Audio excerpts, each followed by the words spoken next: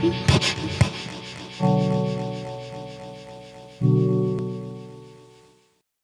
Government of Canada has committed to co-developing legislation with Inuit, First Nations, and Métis to implement the United Nations Declaration on the Rights of Indigenous Peoples in Canada. Inuit fully support this. However, we are deeply concerned about the federal government's approach to achieving this important goal.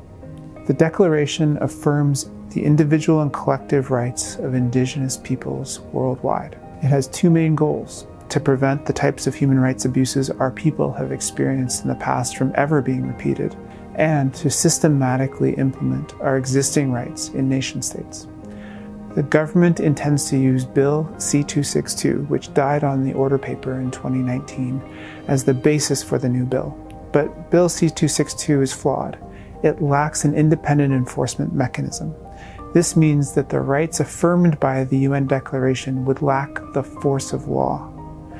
Under this approach, our human rights would have the status of aspirational objectives within an action plan developed by the government. It would be up to the government of the day to determine whether Indigenous peoples are able to enjoy our human rights.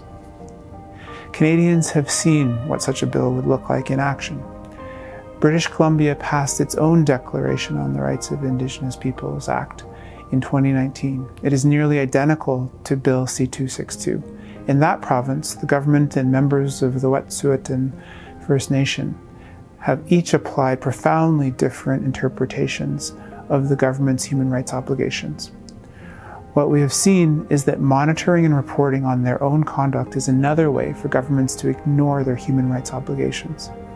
Since 2017, ITK has insisted that legislation implementing the UN Declaration must include the creation of an independent Indigenous Human Rights Commission. ITK's position is consistent with Call for Justice 1.7 of the National Inquiry into Missing and Murdered Indigenous Women and Girls. It calls for the creation of a national Indigenous and human rights ombudsperson with authority in all jurisdictions, and to establish a national Indigenous and Human Rights Tribunal. An Indigenous Human Rights Commission would be responsible for monitoring federal compliance with the rights affirmed by the UN Declaration and overseeing the promotion of those rights nationally. Similar to the Canadian Human Rights Commission, it would be empowered to conduct investigations of federal departments and institutions and send discrimination-related complaints to the Canadian Human Rights Tribunal for further examination.